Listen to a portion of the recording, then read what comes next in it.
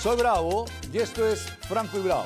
Les doy la más cordial bienvenida. Soy Oscar Eduardo Bravo. Estamos a través de la señal de ATV+ en todo el territorio nacional y a través de la señal de www.atv.p en todo el planeta Tierra. El día de hoy somos el primer medio de comunicación, somos el primer canal de televisión en señal abierta que empieza con los debates presidenciales. Wolfgang Grosso estará junto con Herbert Kaller, dos precandidatos a la presidencia de la República, en el primer debate presidencial televisivo que se va a dar aquí en la televisión peruana. ATV empieza con este trabajo de información al televidente para que no metamos la pata, para que sepamos votar, para que veamos cuáles son las propuestas reales de quienes quieren postular a la presidencia de la República. Reitero, todos los candidatos de todas las tendencias, izquierda, derecha, centro, radical, todos, absolutamente todos están cordialmente invitados. Hay 40 candidatos, ya hemos entrevistado a 20. Los otros 20 que no han venido es porque no quieren, porque quieren una entrevista arreglada o porque se chupan. Así no es. Están cordialmente invitados para que podamos preguntar libremente y sin ningún tipo de tapujos. También voy a estar hablando sobre un evento que hubo hace pocas horas en la Sociedad Nacional de Industrias sobre la necesidad de una mayor interrelación entre el sector público y privado. Y en la parte inicial vamos a hablar sobre adicciones del el doctor Jorge Juan Roca Hernández, español. ¿Cómo está? Adelante, bienvenido, encantado. Se encuentra ya en los estudios nuestros. ¿Cómo estás? Qué gusto saludarte, Jorge Juan. El placer es nuestro. Eres experto en adicciones. En adicciones. Soy hipnoterapeuta especializado en el tratamiento de personas adictas. O sea, ¿puedes curar a la gente a través de la hipnosis? Sí. ¿De qué tipo de adicciones? Bueno, hay muchos tipos de adicciones. Dentro de las adicciones hay un subconjunto que son por sustancias químicas, se llaman drogadicciones.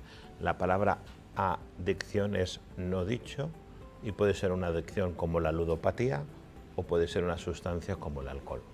La cocaína, la marihuana. El alcoholismo se puede curar. O sea, tú puedes hipnotizar a una persona, programarlo para poder salir de esos vicios. Sí. ¿En cuánto tiempo? ¿Cómo? Depende de la adicción. En vez de programar es reprogramar.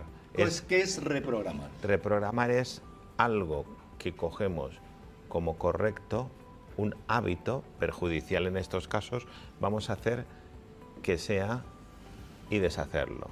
Es decir, no tener esa conducta repetitiva destructiva. Normalmente es por algo que no nos han dicho, adicción, no dicho, un desmerecimiento de la madre, es decir, que va más allá de una conducta errónea o falta de voluntad. ¿Hay algún caso extraordinario, diferente, raro, distinto que hayas tocado y que sea un caso de éxito en este tipo de tratamientos? Sí, hace poquito hemos tratado a un paciente que después de casi 15 años recorriendo todas las clínicas veían un comportamiento repetitivo cada año y medio, un consumo muy pequeño, aislado cada año y medio. Con hipnosis profunda lo llevamos a la causa y nos dimos cuenta que solo consumía cuando veía a un amigo que salía de la cárcel, porque era su único amigo. Al encontrar la causa con un diagnóstico, con un hipnoanálisis en hipnosis clínica, nos dimos cuenta que era la causa y le enseñamos a acompañar al amigo sin consumir. ¿Cómo prevenir en casa? ¿Cómo darnos cuenta que la gente está consumiendo cocaína, marihuana, alcohol, otras sustancias? Sí, ahora está muy de moda en las chicas. Esa es la clave, prevención y educación. Por lo tanto, es muy importante. En las escuelas estamos haciendo ahora, en varias escuelas y universidades, esa educación, esa prevención.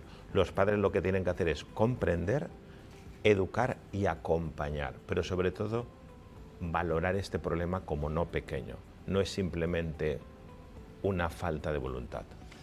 ¿Cómo te ubican? ¿Hasta cuándo estás en Perú? ¿Cómo llegan a ti? ¿Tienes una página adicciones.es? Cocaína.es y también hipnosis.org. Estamos aquí en la Universidad Weinberg y vamos a hacer un evento que va a durar 4 días, el primer día gratuito para que vengan a conocernos. Pues enhorabuena, bienvenido a mi país, te deseo muchos éxitos. Muchísimas gracias. Muy amable. El placer es mío. Muy amable, muy gentil. Acompáñame. Reinaldo, por favor. Oscar Reinaldo Serra es un comunicador social. Gladys, si nos pone los créditos, por favor. Él es en las últimas horas en la Sociedad Nacional de Industrias. Él, como gerente corporativo de Asuntos Públicos y Sostenibilidad, ha podido tener una tesis importante sobre lo que significan justamente las interrelaciones entre el sector público y privado. ¿Cómo estás, Reinaldo? Qué gusto saludarte. Encantado, un gusto, un placer. Adelante, por favor, toma asiento. De tiempo que nos vemos, somos colegas en profesión, hemos estado juntos en televisión, hemos conducido juntos, has sido panelista de programas de televisión, luego has dirigido la televisión y ahora estás en este tema de temas corporativos, de asuntos públicos y sostenibilidad. Tema importante, ¿es difícil la relación entre el sector público y el sector privado?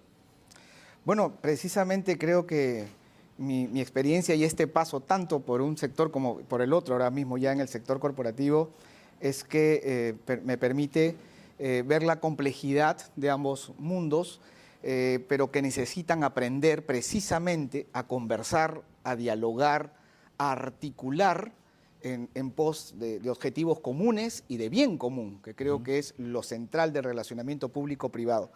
Por eso creo que, Óscar Eduardo, es muy acertada la propuesta de la Sociedad Nacional de Industria de iniciar con este primer foro, que es un primer paso en realidad, porque en el Perú todavía estamos un tanto lejos de lo que han alcanzado otros países ya en lo que respecta al relacionamiento público-privado, lo que se conoce como la gestión de los asuntos públicos dentro de las empresas, ¿no? En nuestro país, por ejemplo, no hay una propuesta académica que profesionalice el trabajo de los futuros ejecutivos o gerentes que se desenvuelvan en este campo. Y creo que también es importante generar una conciencia, una valoración de lo que esto implica por el bien común, para superar además una cultura de la sospecha que lamentablemente vivimos, ¿no? Importante, porque mayormente cuando se habla de gestión de servicios e intereses, la gente dice, ah, no, este es un lobista. Y el lobista está mal visto. No, es un gestor de intereses.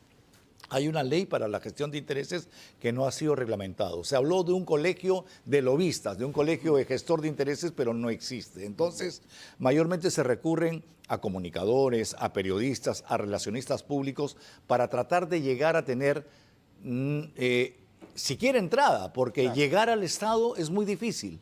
Es como tocar el cielo. Es más fácil coordinar con el sector privado que coordinar con el sector público. Bueno, en realidad hay mucho prejuicio de ambas partes, ¿eh? De ambos lados. Y hay muchos funcionarios públicos con muchos sesgos, pero también hay muchos ejecutivos también con muchos prejuicios. Y yo creo que tanto en el sector público como privado encontramos profesionales de primer nivel. Encontramos técnicos que se han desarrollado bien en sus campos y que necesitan superar esos sesgos y esos prejuicios para, como decíamos al inicio, aprender primero a conversar, a buscar objetivos comunes, porque cuando se habla de gestión de intereses también se puede pensar erróneamente que solamente estamos hablando de intereses particulares, y no es así. Y no es así, sino hay que más bien la gestión de asuntos públicos permite, por ejemplo, anticipar riesgos no solo para la población, para las empresas, sino para la población a la que finalmente es la razón de ser de toda organización pública o privada. Entonces, un buen relacionamiento público permite anticipar situaciones de riesgos, permite anticipar, incidir, que es una buena palabra, en la agenda pública, en la agenda política, para desarrollar de manera conjunta políticas públicas que sean efectivas, que alcancen realmente los impactos deseados. La empresa, la industria, el sector privado tiene mucho que aportar al respecto por su efectividad, por su exigencia que se da en lo que respecta a la eficiencia, a la competencia, a la investigación, Óscar Eduardo. La empresa privada investiga. Entonces, ¿cuánto tiene que aportar para la agenda pública, para la agenda política, para las iniciativas legislativas y para la generación de políticas públicas más efectivas?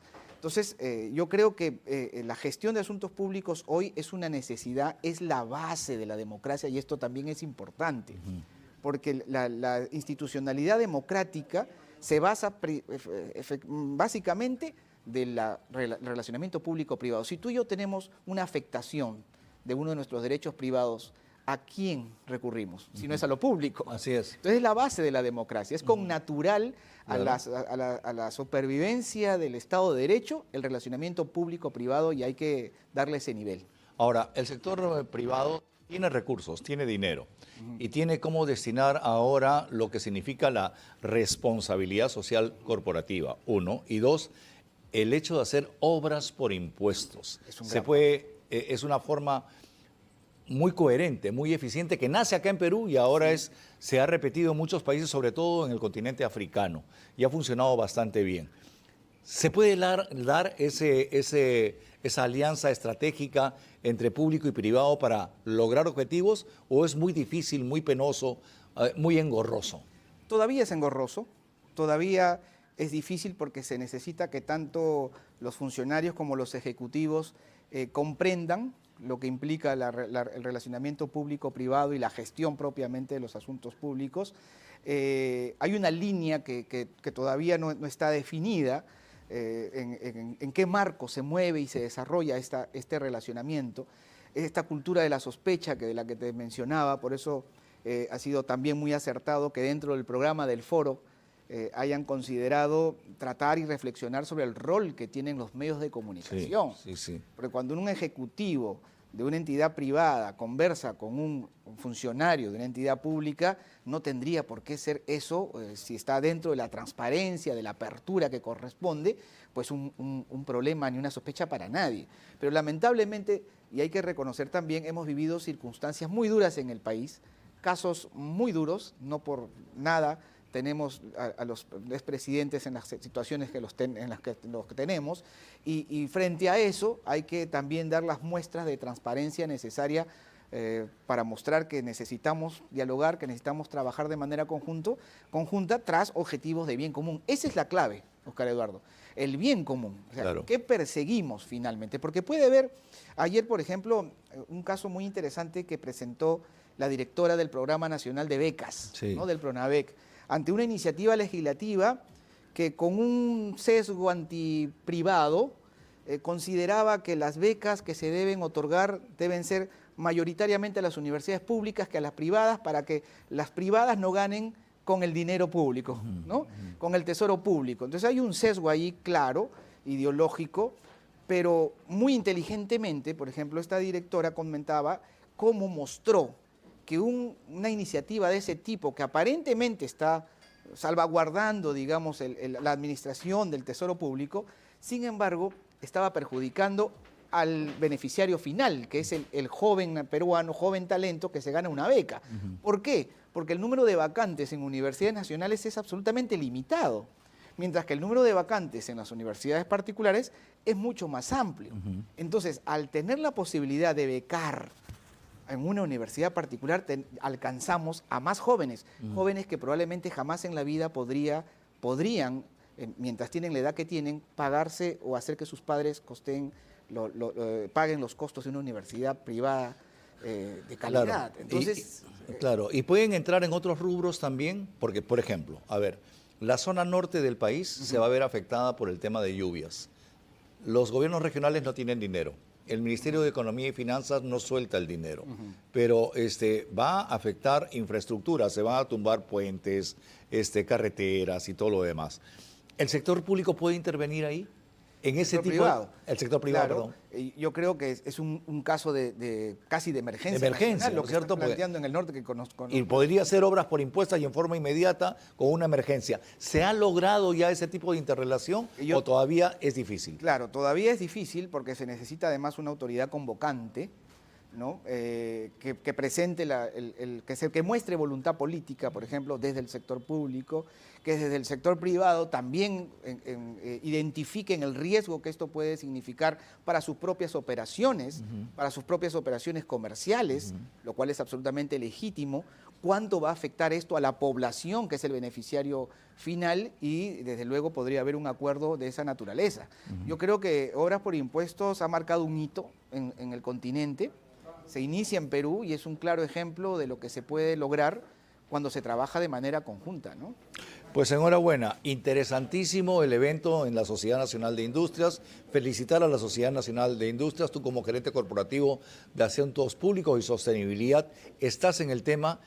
quiero tocar más el tema porque nos afecta absolutamente a todos y queda la invitación cordial para que podamos conversar nuevamente, Reinaldo, porque son temas que normalmente no se tocan, pero nos afecta absolutamente a todos. Cierto, se desarrollan muchos foros, muchos seminarios, muchos espacios donde se discuten temas importantes, por ejemplo, sostenibilidad. Hace poco venimos de participar del Perú Sostenible, por ejemplo, que es un momento muy especial porque reúne a las diferentes empresas que muestran todo lo que invierten y lo que desarrollan en este aspecto.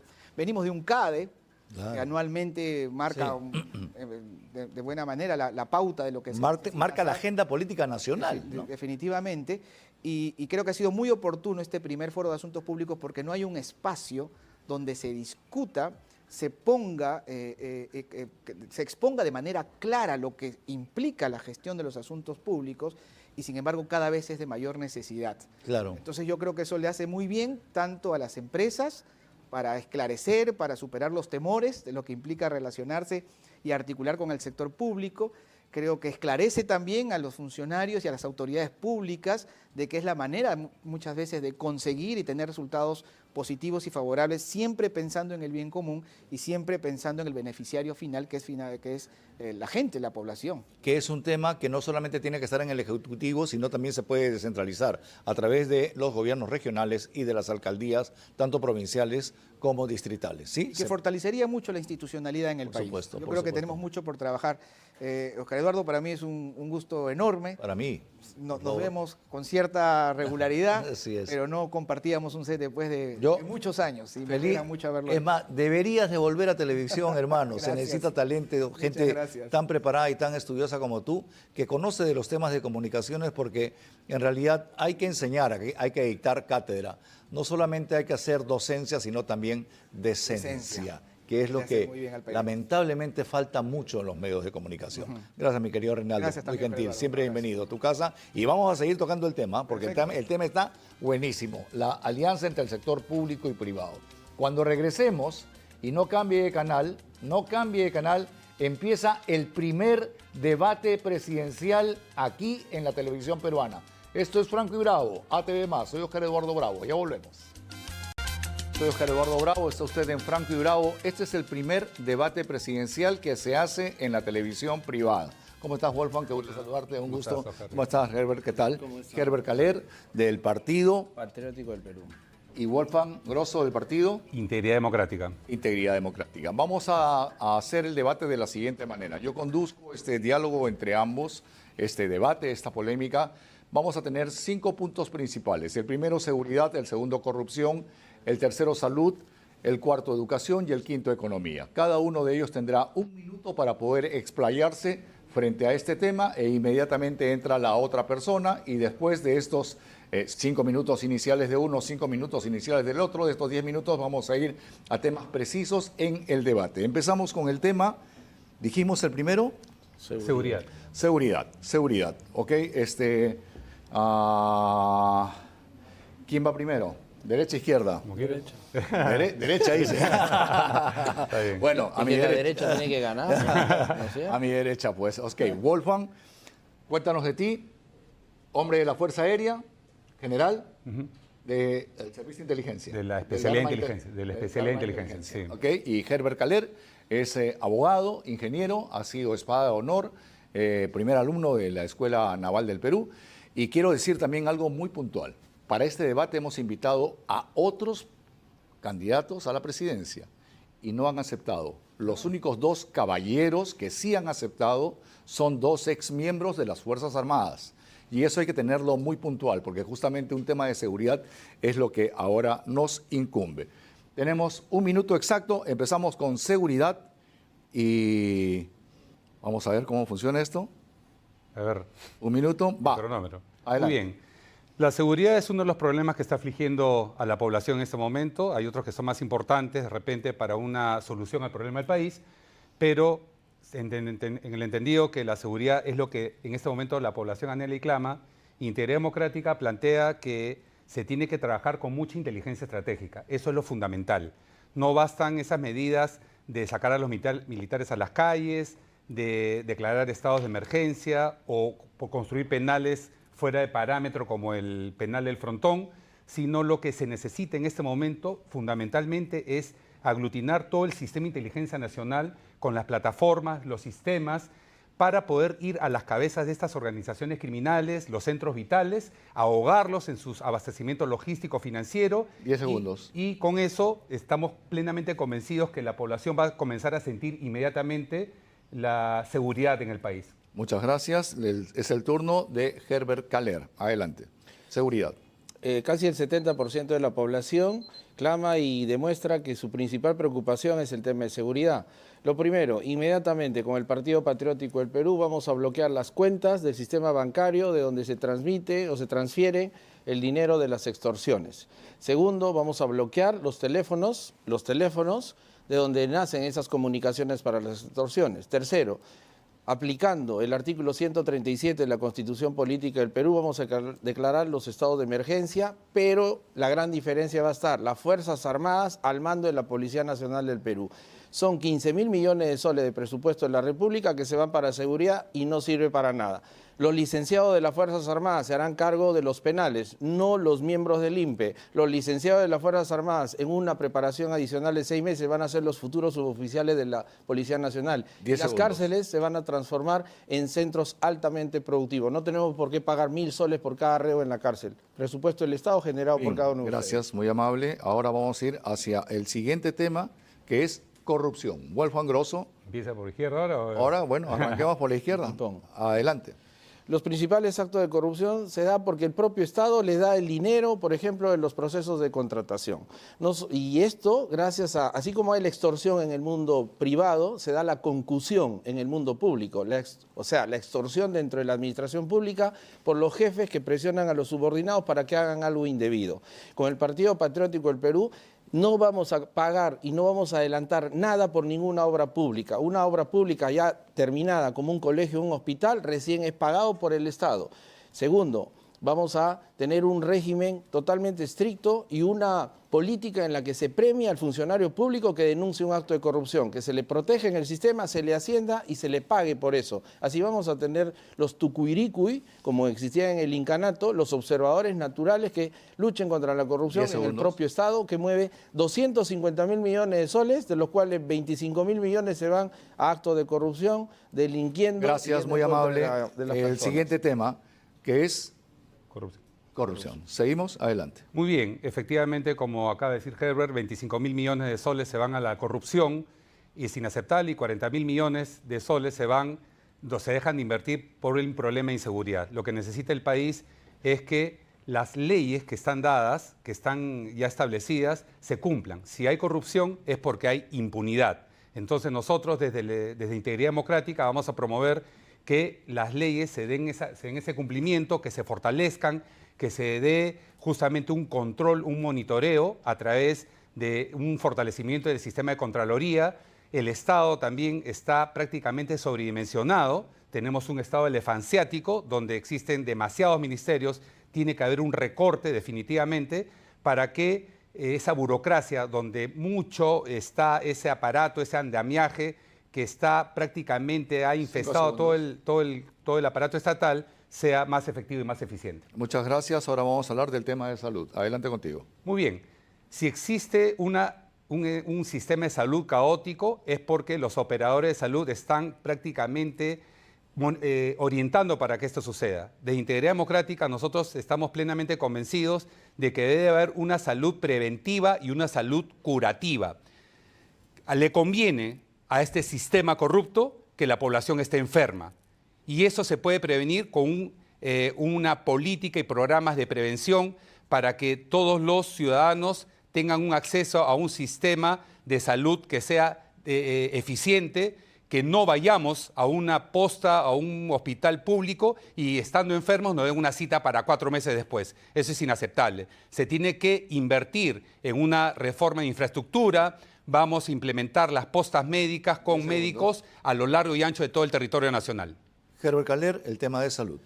Lamentablemente, acaba de salir una noticia en Chiclayo. Han citado a un paciente después de haber estado ya fallecido 4 meses. Esa es la triste realidad. 300.000 personas todos los días van a tratar de tener una atención en el sistema de salud. A pesar de ser el segundo ministerio con el mayor presupuesto de la República, 30.000 millones de soles, es una cochinada que no sirve para nada. Claro, ministro de Salud, de los plata como cancha, que han demostrado incapacidad total.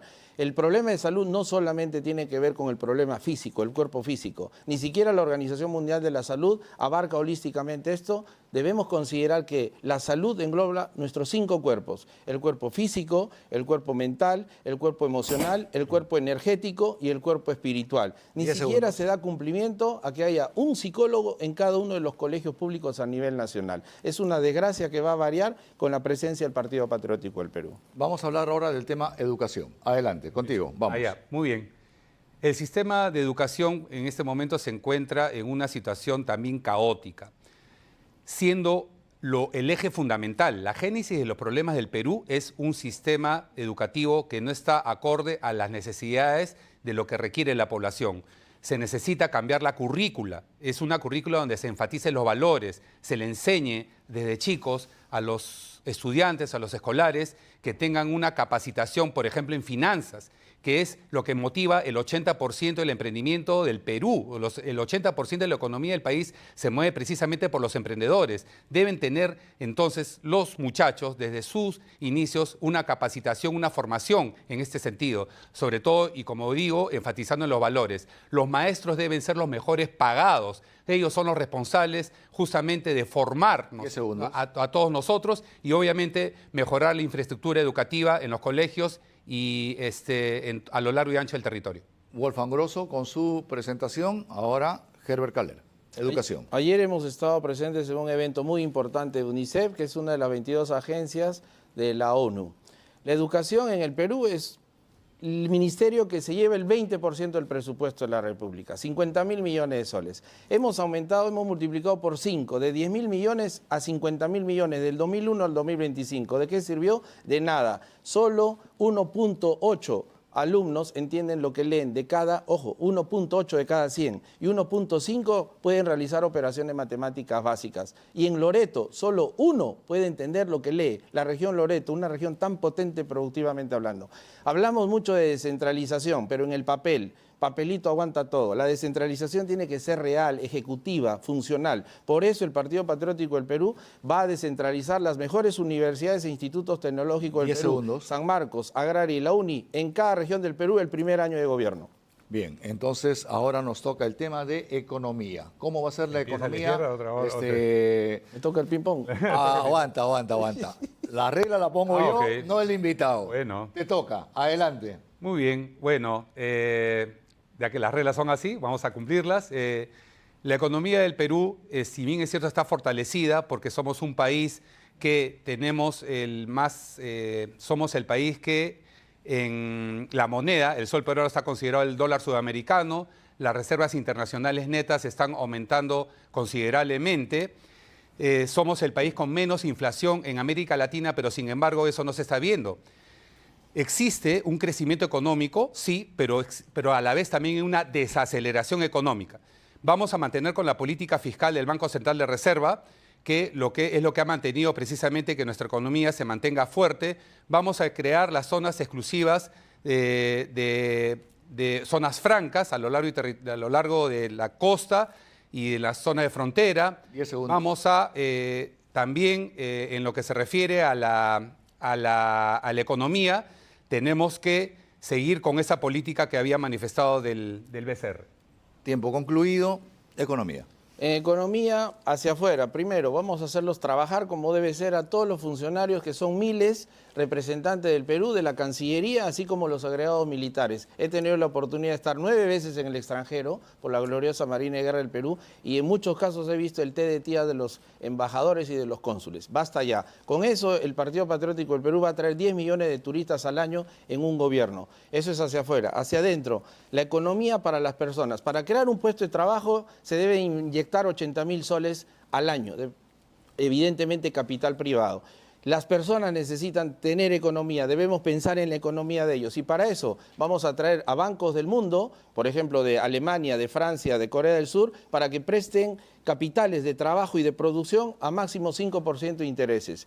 Segundo, vamos a industrializar el Perú y con eso vamos a darle valor agregado a toda la producción nacional que hay en las 26 regiones y de esa manera van a poder tener mucho mayores ingresos, lo que va a generar prosperidad y desarrollo de la comunidad. Vamos a ir a temas muy puntuales de 30 segundos. Pena de muerte, opinión. Integridad Democrática es un partido que no cree en la pena de muerte. Somos un partido que definitivamente no considera que no es una medida adecuada. El delincuente, el que delinque, el que hace daño, tiene que pagar sus culpas acá y las tiene que pagar trabajando y resarciendo el daño a quien los infringió. Te quedan 7 segundos que vamos a aumentar para más adelante. Pena de muerte. La pena de muerte se va a aplicar de manera natural, así como los incas lo hicieron con los Sancayhuasi, trabajando duro, porque la constitución política del Perú actual, que es el contrato social, sí habla y permite la pena de muerte en caso de guerra y traición a la patria.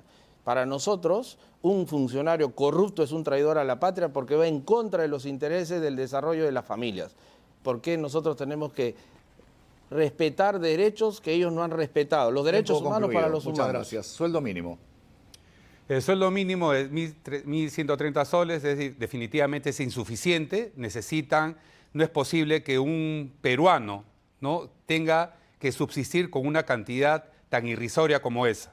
No es posible que hayan funcionarios que ganen cantidades exorbitantes cuando el peruano de a pie tenga ese ingreso. Nosotros, a través de un fortalecimiento de la economía, con la industrialización, trayendo y generando cada vez más capital, más inversiones, que sea un país atractivo para las inversiones con una seguridad jurídica, estamos plenamente convencidos que fortaleceremos aún más la economía. Gracias, 37 segundos. Tiempo concluido.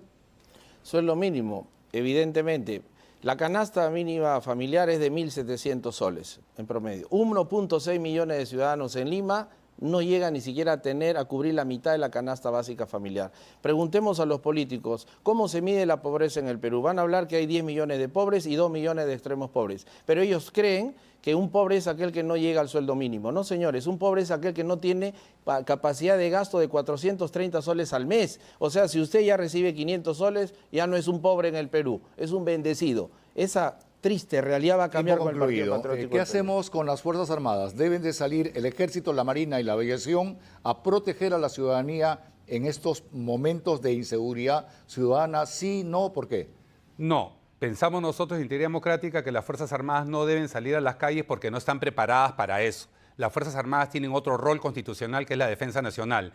Sí pueden apoyar con sus capacidades operacionales, con el sistema de inteligencia, cuidando los centros básicos vitales para que los policías que cumplen esa función salgan a las calles. Pero ellos, los militares como tal, no estamos preparados para esa función. Te quedan 10 segundos para la siguiente intervención. Quizá esa es la información que se haya brindado y recibido en una institución tan importante como la Fuerza Aérea, recordando que ha nacido en 1929, 10 años después, gracias a la función de la capacidad aeronaval y militar del Ejército y de la Marina. Si no hubiese salido las Fuerzas Armadas a la defensa de la integridad nacional, el terrorismo no se hubiese extinguido. Han sido las Fuerzas Armadas. No se hubiese realizado la operación Chavín de Huántar, claro, de 170 y tantos hombres, 75 fueron de la Marina. Concluido. Muchas gracias. Vamos a hablar de agroexportación y relaciones internacionales, sobre todo relaciones internacionales. ¿Con quién tiene que estar bien el Perú y con quién tiene que romper relaciones? Muy bien, lo que es la agroexportación es un aspecto fundamental, se necesita reforzar, es parte de la industrialización, de la modernización de lo que se necesita. Venimos de un país agrario y por lo tanto se necesita reforzar esta actividad. ¿Con quién debemos mantener relaciones? Con aquellos países dentro de un estado cíclico, con aquellos países que realmente convengan a los intereses del Perú. No, tiene que prevalecer los intereses del país antes que cualquier otra situación. ¿Con quién debemos romper relaciones? Con aquellos países que rompen el orden constitucional y que tienen políticas radicales que van en contra de la ciudadanía y la democracia. Ahora sí, tu tiempo está concluido, totalmente consumido. Vamos con el mismo tema, relaciones internacionales y agroexportación. Definitivamente debemos empezar con los vecinos, pero sobre todo hay que mirar y hay que ser amigo de los más grandes. Estados Unidos produce 30 trillones de Producto Bruto Interno y nosotros solamente el 0.3 de trillón. O sea, somos un microbio al costado de Estados Unidos. Debemos mirar el mundo europeo. La Unión Europea con 550 millones de consumidores, Norteamérica, Canadá y Estados Unidos, que nos da la capacidad de tener clientes con una moneda 4 veces más fuerte que la nuestra de 1.000 millones de consumidores. Porque hasta el niño que ha nacido y es un consumidor no pagará por su pañal él, pero paga el padre o la madre o el tutor o el curador. Entonces tenemos que mirar y ser aliados naturales y estratégicos de los que producen más a nivel internacional. Bien, señoras y señores, este es el primer debate presidencial que se está dando entre dos precandidatos a la presidencia de la República. Los dos invitados son exmilitares. Wolfgang Grosso, de la Fuerza Aérea, Herbert Calder, de la Marina de... Seguimos siendo. Sí, así es. No existe el término es militar. Qué bueno. Es militar en retiro. Claro. Son militares en Porque retiro. si salimos y pasa algo, vamos a dar la vida para Claro, ustedes son oficiales de reserva. No de reserva, somos oficiales en retiro. En situación de retiro. Ese Okay. es el término. En un caso de conflicto o guerra exterior, son ustedes los primeros en salir al frente, Así es. Así es. junto con todas las Fuerzas Armadas. Así es. Así, no es alguien que ha ido 3 meses ahí a saltar un ratito y tiene la conchudez de salir en el estrado para que le rindan honores y el reconocimiento al jefe supremo de las Fuerzas Armadas. Eso no se debe permitir. Ni el general aquí presente ni yo podríamos haber ido campantemente para estar sentados en esa tribuna. La gente busca seguridad. Yo no soy político, no voy a participar en ningún proceso electoral. No soy candidato a diputado, no soy candidato a senador, no soy candidato a presidente de la República. Soy un ciudadano común y corriente, pero yo quisiera oír que mis representantes, aquellos que nos van a defender, defiendan primeramente la vida. Si yo fuese presidente, que no lo voy a hacer, como jefe supremo de las Fuerzas Armadas pido facultades legislativas y al sicario, al criminal, lo mato.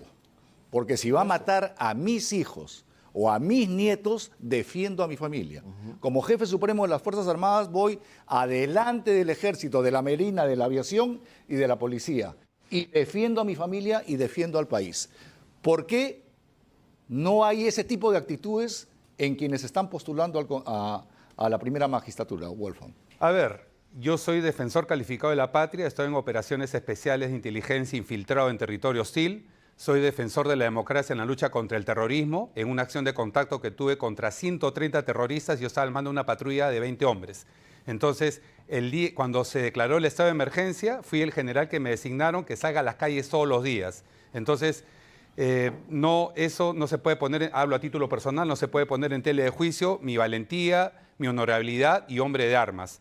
Entonces, si otros no lo hacen, habría que preguntarle a ellos. Yo creo que lo que necesita el país es personas, ya sean militares o civiles, que tengan principio de autoridad y que tengan realmente la plena convicción de trabajar de una forma permanente, contundente y con valores, con principios para la defensa de nuestro país. Herbert Calder. Sí, definitivamente. Lo que pasa es que si permitimos que lleguen autoridades que no tengan formación real de dónde mando, por algo somos militares, y un espada de honor no le regalan la espada de honor y el primer puesto. Tenemos esa formación desde chiquitos. No por gusto en la plancha presidencial del Partido Patriótico del Perú va un señor general de división, Jorge Karkovic, que acá está presente y me acompaña. ¿Eso qué demuestra? Que nosotros vamos a ir con todo. Así como la Guardia Nacional en Venezuela es una cuarta línea, ojo, de las Fuerzas Armadas, que tienen toda la autoridad para entrar donde están las lacras, el crimen organizado y las organizaciones criminales y desaparecerlos sin ningún problema. Por eso han venido al Perú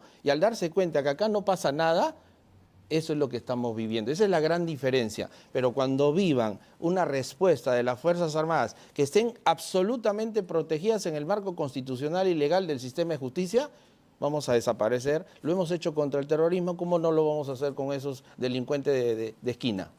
Enhorabuena. Pues a ver, cuando subo los taxis, cuando converso con la gente, cuando estoy en el tren o en el metropolitano o en cualquier reunión, la gente dice, el Perú necesita un Pinochet, necesita un dictador, necesita un militar, necesita nuevamente un Fujimori que ponga las cosas en su sitio. Y aquí hay 2 militares. ¿Son ustedes los militares la solución, Wolfgang? Acá vemos 2 militares, efectivamente, que tenemos una trayectoria. Yo lo conozco a Herbert, recién ahora personalmente, pero he visto su trazabilidad, la mía también, yo creo que no está en tela de juicio. Lo que necesita el país, y lo acabo de decir hace un instante, es un estadista que tenga principio de autoridad, que es distinto al autoritarismo. y ese principio de autoridad puede provenir de un civil como de un militar. Claro que nosotros tenemos las competencias, es la trazabilidad que tenemos en nuestra vida, justamente castrense, pero hablo a título personal, no me queda la menor duda que voy a poner alma, corazón y vida, énfasis, para poder trabajar siempre pensando en la población y respondiendo al anhelo y clamor ciudadano. Principio de autoridad, pero en un ámbito completamente democrático. Herbert Calero. Definitivamente, acá se le requiere mucho control y mucho palo. Y no por gusto me he formado en Alemania 2 veces 4 años. Cuando a mí me preguntan, ¿entonces usted va a ser como Velasco? Le digo, no, voy a ser como Pinochet, como Velasco y como Adolfo Hitler al mismo tiempo, para la drasticidad, para no permitir que esto pase en el Perú, con la gran diferencia, un político formado, un marino formado, preparado para intervenir en esta guerra, que ya no es de las armas, es una guerra política, porque Velasco, por ejemplo, nos llevó una deuda externa de 600 millones a más de 7.000 millones de dólares. Esas cosas no se deben permitir. Un buen padre de familia, cabeza de la nación, no debe dejar endeudado a sus hijos, debe de generar producción, debe de pagar las deudas, debe incrementar las reservas internacionales y debemos comernos el mundo y actuar como lo hacían los incas. Ayinta Ruguay, hazlo bien. Ayinta Yachay, aprende bien. Y Ayinta Munay, quiere bien. Ayinta Tiay, siéntate bien. Me ha llamado la atención que me hables de Hitler. No. O sea, ¿qué tal comparación que tengas con Hitler? No, ojo, ojo. Si no se hubiese dado la Segunda Guerra Mundial, 52 o 54 estados de África seguirían colonizados por los países europeos. ¿Eso quién lo dice? Uno de los últimos países en independizarse fue Sudáfrica, con Mandela. Eso no cuentan en la historia, por eso les pido que lean mi tercer libro que se llama Alemania y la Unión Europea, verdades y no apariencias. Hay mucha apariencia y poco de verdad. Así como conocemos a nuestros padres de la patria, que Simón Bolívar, O'Higgins, San Martín, pero no conocemos a quien los formó, al americano más universal, Francisco de Miranda. Eso no debe de pasar. Ahora, respecto a las propuestas electorales, Wolfgang Grosso, ¿qué es lo que le propones al electorado? ¿Por qué los electores tendrían que votar por ti para presidente de la República? ¿Cuáles son los 5 puntos principales de tu plataforma política? Nosotros los hemos agrupado en 3 lineamientos, 3 ejes, ¿no? El primero es una lucha frontal contra la delincuencia y la corrupción. El segundo punto es antisistema. Tenemos un sistema que prácticamente enquistado, ha hecho una metástasis en el país y ha generado todo lo que estamos viviendo actualmente en el Perú. Y el tercer punto es el fortalecimiento del emprendimiento. Lo acabo de manifestar también, el 80% de la economía del país se mueve por los emprendedores. Aun cuando 3/4 partes de la economía, el 74.9%, es informal. Pero sin embargo, ese es el dinero que está circulando. No le podemos meter palo y agua a los ambulantes y a todos los emprendedores que estamos hablando de mototaxistas, canillitas, de molienteros, fileteros, bodegueros, cuando ellos son los que mueven justamente la economía del país. Tiempo cumplido. Las 5 ofertas electorales que tienes que hacer al país para que ellos voten por ti como presidente. Sí, tienen que ver y están enmarcadas en 5 pilares de acción fundamental: seguridad interna y externa, salud, educación, trabajo, producción y lucha contra la corrupción. En lo que es la producción vamos a aplicar el crédito MIPE, el 2% del presupuesto nacional de la República. Eso significaría en este año 5.000 millones de soles para la microproducción nacional, que está conformada por 8 millones de micro y pequeños emprendedores, genera 12 millones de puestos de trabajo y mueve el 40% del Producto Bruto Interno. 4 veces lo que mueve toda la minería a nivel nacional. Hay mucho mito. ¿Por qué hay mucho mito? Porque no se ven los números, porque no se compara. El general aquí presente sabe que para hacer inteligencia hay que analizar la información para la predicción futura. Muchas gracias. ¿Qué se va a hacer con la minería informal? En un gobierno supuesto de Wolfgang Grosso, ¿se soluciona este problema, sí o no? Se tiene que solucionar. ¿De qué forma? Porque los mecanismos que se han establecido para la formalización de la minería informal no han sido los más convenientes ni los más adecuados. Esos trámites engorrosos que lo único que han hecho es cada vez que se postergue más, como sucede con toda la economía informal del país, no solamente con la minería.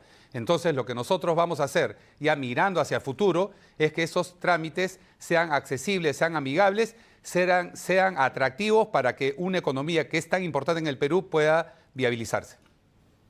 Minería informal. Sí. La minería informal, así como otras actividades de producción a nivel nacional que estén en la informalidad, se van a formalizar rápidamente con políticas públicas de incentivo no esperando que el productor nacional a microescala vaya y haga todo ese trámite engorroso ante los municipios, ante los ministerios correspondientes. Las municipalidades, los ministerios, según corresponda, deben ser los que promuevan la formalización. No vamos a esperar a que ellos vengan y digan, acá está toda mi documentación, acá está mi IPRC, acá estoy dando cumplimiento a lo que me exigen para una inspección técnica de seguridad, cuando eso lo debería hacer el propio Estado, porque al hacerlo, el productor, microproductor, va a inyectar su capital, va a generar empleo, va a mover la economía y vamos a ser más productivos a nivel nacional. Tiempo cumplido. Les voy a dar a cada uno en estos momentos 2 minutos.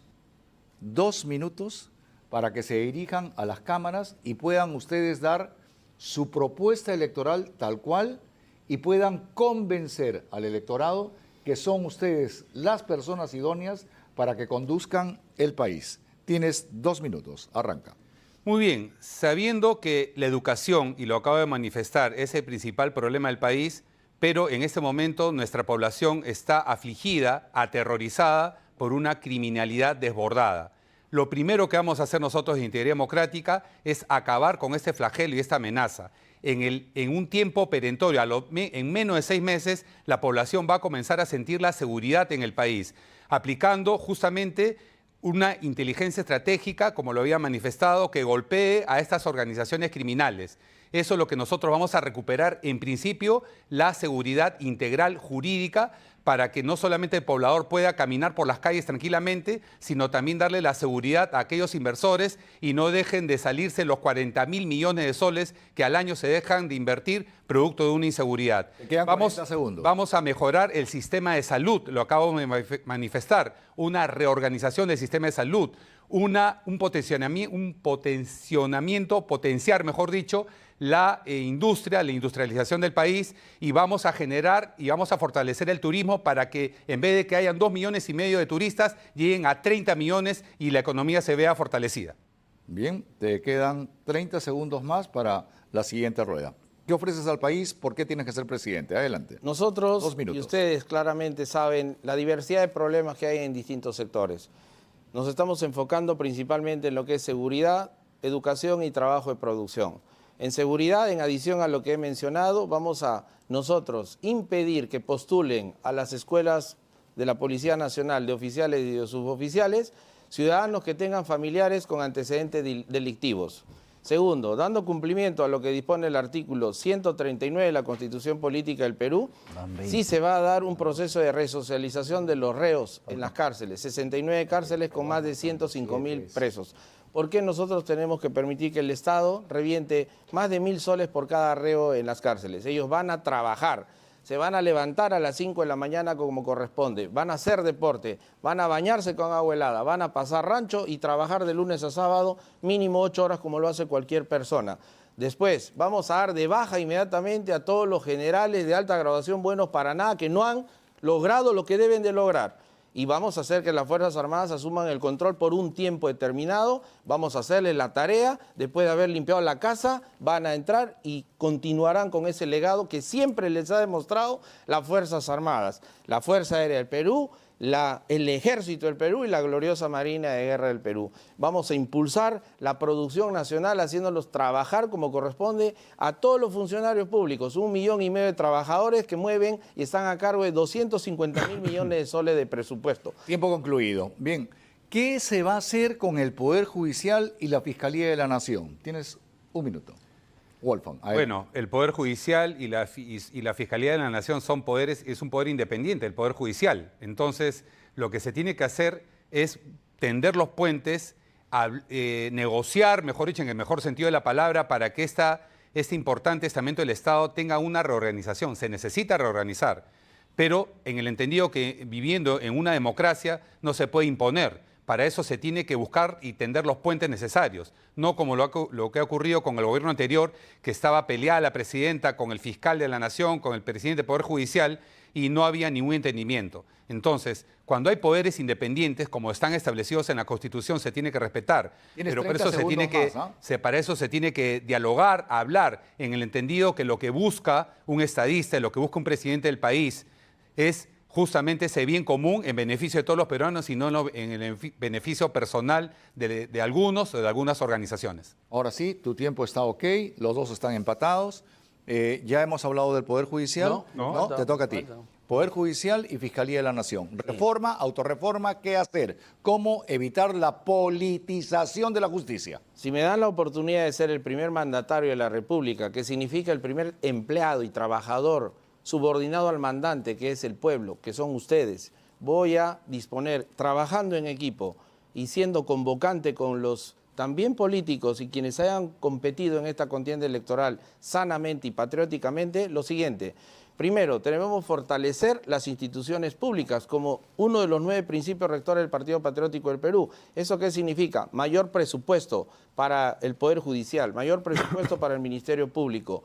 ¿Qué debemos hacer? Debemos acortar los procesos penales. No puede ser posible que el Código Procesal Penal permita que un caso dure 3, 4, 5, 7, 9, 10 años. No, tiene que ser procesos sumarísimos. Para eso requerimos más personal, la utilización de las tecnologías de información, inteligencia artificial, porque un sistema que permita que haya impunidad no sirve para nada. Los derechos humanos se hubiesen quebrantado. Bien, vamos a señalar por cada quien las 5 principales obras de infraestructura que se harían en su gobierno. Wolfgang Grosso.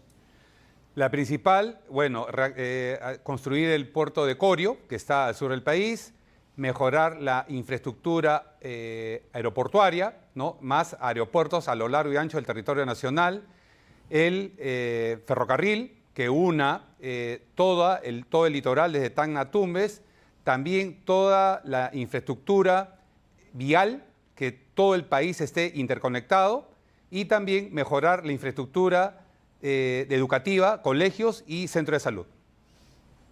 Herbert Caler, las 5 grandes obras de tu gobierno. Nos has dicho 3, ¿ah? No, Wolfgang. 5. ¿Sí? Claro. Sé contar mala. Ya, Vamos. infraestructura. Hay que tener muy en cuenta que, por ejemplo, la interconectividad de las vías de comunicación es fundamental a nivel nacional. Vamos a pasar de 160.000 kilómetros de carretera que tenemos, 5 veces menos de lo que tiene Alemania, siendo Alemania 4 veces más pequeño que el Perú, pero con contrataciones macronacionales. No es que cada municipio contrate para que construyan 5 kilómetros. El Estado contrata, pero se aplica de manera descentralizada. Segundo, vamos a impulsar 2 megapuertos, el de Corío, que está en Punta de Bombón, en la provincia de Ilaya, Arequipa, y también uno en el norte. ¿Por qué? Porque eso va a permitir el flujo de las mercancías a nivel internacional. Tercero, como lo dice el ideario del Partido Patriótico del Perú, el PPP va a impulsar la creación de línea de bandera de ¿qué? Trenes a nivel nacional, flota de pesca a nivel nacional, una marina mercante a nivel nacional y una línea aérea bandera nacional. Eso no significa que el Estado invierta y opere. No, el Partido Patriótico con el Estado peruano van a traer grandes inversiones, pero van a ir en conjunto. Va a ser socio estratégico el Estado para que no solo gane de las rentas y de los impuestos, sino de la producción nacional. Señoras, señores, estos son 2 de los principales precandidatos a la presidencia de la República. Los valientes. Y los 2 únicos que no se han chupado, ¿ah? Que han dicho sí. 2 miembros de las Fuerzas Aéreas, de la Fuerza Aérea y de la Marina de Guerra del Perú, 2 candidatos que han estado en nuestras gloriosas Fuerzas Armadas, sí han aceptado democráticamente debatir. No voy a decir el nombre porque son muchísimos los que me dijeron, no, Oscar Eduardo, más adelante, estoy de viaje, voy a salir, pero mejor veo primero cómo es, cómo no es. Pero estos señores han demostrado honor, valentía, palabra y compromiso. Y eso es muy importante. Y es por eso que nosotros acercamos a ustedes a los candidatos a la presidencia de la República para que ustedes saquen sus propias conclusiones y que ya no metamos la pata. No tenemos derecho a equivocarnos. No tenemos derecho a equivocarnos. Entonces, por eso es que les presento a estas personalidades para que ustedes saquen sus propias conclusiones. Queridos amigos e invitados, muchas gracias por haber venido. No se vayan todavía. Toma asiento, por favor. Dirígete a la cámara. Dile al Perú por qué tienes que ser nuestro presidente. Bueno, ya lo he manifestado porque tengo la valentía, tengo la preparación, la capacidad, las competencias, la trazabilidad, la honorabilidad, mi hoja de vida, y eso es lo que estoy poniendo a disposición de nuestro país. Lo he hecho con uniforme, ahora en esta etapa de político, y lo voy a hacer con mucha devoción, dedicación y amor verdadero por nuestro país. Herbert Caler. no es porque yo quiera ser presidente. Debo intervenir y llegar a la posición que me permita Dios, ante todo, llegar para poder intervenir y poder hacer cosas por la población, no solamente del Perú, sino a nivel internacional. Y el Partido Patriótico del Perú, porque sus ejes principales, sus columnas vertebrales son Dios, patria y familia. Dios representada con nuestros 20 candidatos al Congreso de la República, miembros de distintas iglesias cristianas evangélicas, entre miembros y pastores.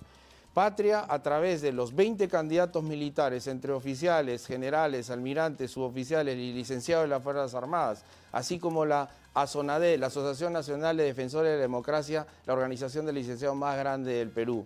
Nosotros vamos a defender lo que la mayoría quiere, lo que nuestra cultura quiere, y lo que nosotros estamos haciendo es mover mentes y corazones y vamos a lograr un Perú que todos queremos y nos merecemos. Señores, quien va a ser el próximo presidente de la República depende solamente de usted, señora televidente, joven televidente. Por eso es que este canal de televisión, este programa de televisión, es el primero que hace un debate público entre dos precandidatos a la presidencia, y yo resalto el coraje, el honor, la palabra y la valentía. Herbert, muchísimas gracias, te deseo lo mejor. Wolfgang, muchas gracias, te deseo lo mejor. Éxitos, que gane el mejor, que gane el país. Y esa es la forma democrática en la cual debemos de conversar absolutamente todos los peruanos. Muchísimas gracias. Así empezó el primer debate de dos precandidatos a la presidencia de la República. Soy Óscar Eduardo Bravo, les agradezco sobremanera su gentil sintonía. Y el día de mañana vamos a tener también a gente muy importante. Mañana va a estar Remigio Morales Bermúdez, va a estar César Custodio de Avanza País, y va a estar la reaparición del ex secretario general del Partido Comunista del Perú, ex secretario general de la CGTP, ex constituyente y ex senador, Gustavo Espinosa Montesinos. Soy Óscar Eduardo Bravo, los veo el día de mañana. Dios me los bendiga. Pasen buena noche. Muchas gracias. Gracias.